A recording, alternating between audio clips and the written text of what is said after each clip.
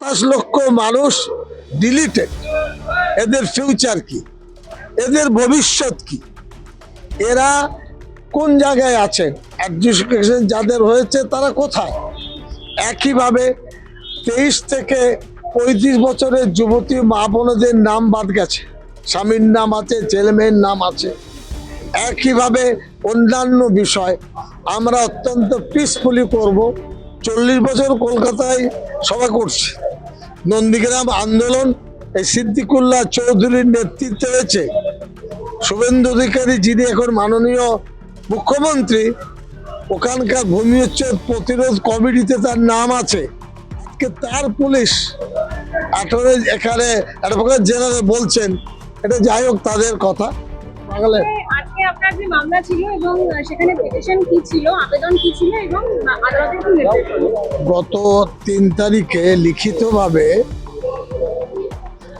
লালবাজার কর্তৃক সভা সমিতি বা র্যালির জন্য ওদের যে ফরম্যাট, একটা ফরম্যাট হলো ফিল করতে হয়, আর একটাতে টার্ম কন্ডিশন, সবটাই পরিপূর্ণভাবে ফিল করে আমাদের সেক্রেটারি মুফতি আব্দুল সালাম দিয়েছে এবং সেই হিসেবে আমরা প্রস্তুতি নিয়েছি যাতে 2000 মানুষ উপস্থিত হতে পারেন পারমিশনে, সেটা লেখা ছিল।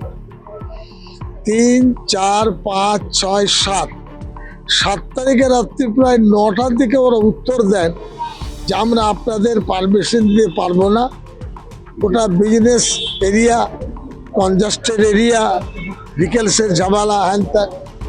আমরা তো অবাক হলাম যে 5 দিন পরে উত্তরটা আসলো কেন।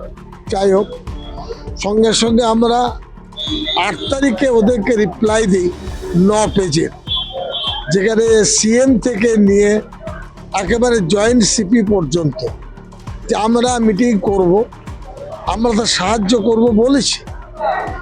তো ওরা কান দেননি। আমরা বাধ্য হয়ে আজকে অনারেবল জাজ সৌগত ভট্টাচার্য, মাননীয় জাস্টিস সৌগত ভট্টাচার্য এজলাসে প্রায় 3টে থেকে 1 ঘন্টা 15 মিনিট বলা যায় প্রচণ্ডভাবে আলোচনা হয়েছে। সরকার পক্ষ থেকে অ্যাডভোকেট জেনারেল ছিলেন, আরও অ্যাডভোকেট ছিলেন। যা কিছু বলার নাই, মিথ্যা কথাগুলো তারা বলে গেলেন। জামাত আর জমিয়ত তফাৎ। জামাত আমি বুঝি না কে কেনা। জমিয়ত উলামা হিন্দ ফ্রিডম ফাইটার অর্গানাইজেশন, 1919 সালে স্থাপিত। মাওলানা আবুল কালাম আজাদ অল ইন্ডিয়া লেভেলে সর্বভারতীয় সভাপতিত্ব তিনি করেছেন এবং ভারতবর্ষের যে সংবিধান রচনা, কনস্টিটিউশন, সে অ্যাসেম্বলির মেম্বার ছিলেন মাওলানা হিফজুর রহমান সাহেব এবং অল ইন্ডিয়া জেনারেল সেক্রেটারি ছিলেন, প্লাস মেম্বার ছিলেন আপনার ওই আইনসভার মেম্বার। এরা সেটা পড়েননি। এইভাবে অপমান দেওয়া, এদেরও কৈফিয়ত দেওয়া দরকার।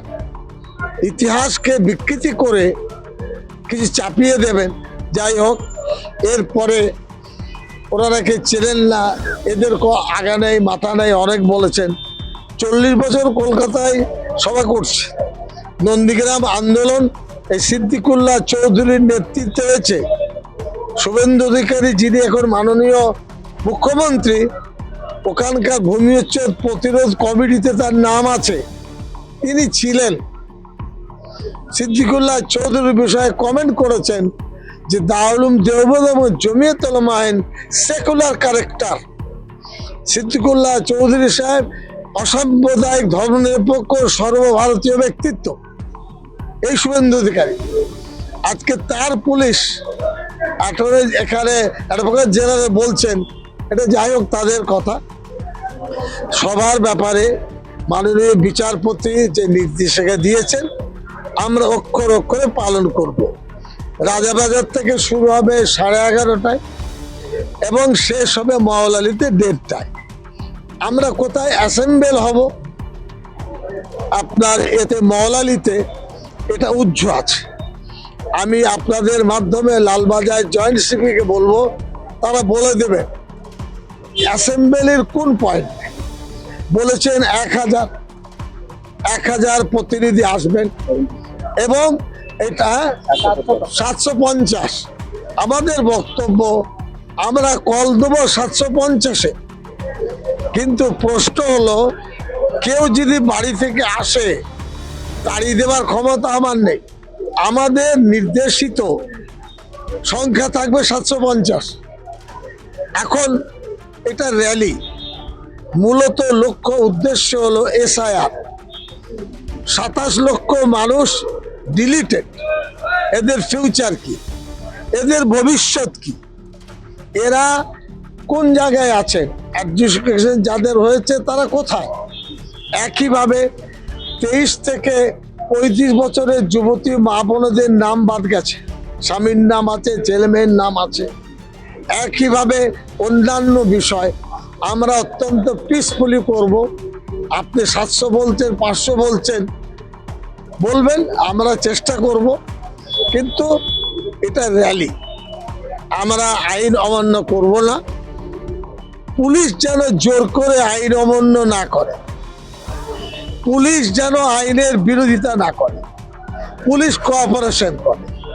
এরা বারবার চেয়েছেন যে প্রেসিডেন্ট অর্থাৎ সিদ্দিকুল্লাহ চৌধুরীর ঘাড়ে দায়িত্ব চাপিয়ে দেন, অনারেবল জাস্টিস সেটা করেননি। এটা লক্ষ্য, সিদ্দিকুল্লাহ সাহেবকে ফিল্ডে নামতে দিলে হবে না। এই গণতান্ত্রিক কণ্ঠ রোধ এটা ভারতে চলে না, বাংলায় চলে না। আমরা আইন মেনে চলবো। মিছিল আমরা করব কালকে, একটাই বলেছি, 11:30টায় আসবেন, মানুষজন আসবেন। লাউড স্পিকারের ব্যাপারে বলেছেন, ঠিক আছে, আমরা যত্ন সহকারে মানব, সব নিয়ম নীতি মেনেই করব। পুলিশ, লালবাজার, জয়েন্ট সিপি আর যারা, তাদেরকে যেন সতর্ক থাকে, প্রভেদ তারা না পায়, তারা যেন গোলমাল না পাকায়। বাকি আমাদের দায়িত্ব আমরা পালন করব, এবং দরকার হলে আপনার আরো যতটুকু হয় আমরা আমাদের দায়িত্ব পালন করব। আমরা খুশি যে মাননীয় আপনার বিচারপতি সৌগত ভট্টাচার্য তিনি যথাযথ ব্যাপারটা বুঝেছেন, এবং যে রুট দিয়েছিল পুলিশ নয়, অ্যাডভোকেট জেনারেলি বলা যায়, কোথায় দক্ষিণ কলকাতা, উত্তর কলকাতা, যেখানে কোনো মিছিল হয় না, বলছেন আমাদের মিছিল এইভাবে ঘোরপাক খেতে হবে।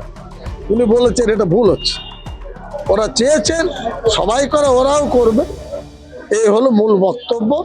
আমরা পিসফুলি করব, পুলিশ যেন অশান্তি না করে, আমাদের নজর থাকবে পুলিশের উপর, আইন মেনে কাজ করবে। আমাদের ভিডিও ভালো লাগলে লাইক এবং শেয়ার করুন। কমেন্ট সেকশনে গিয়ে জানান আপনাদের মতামত।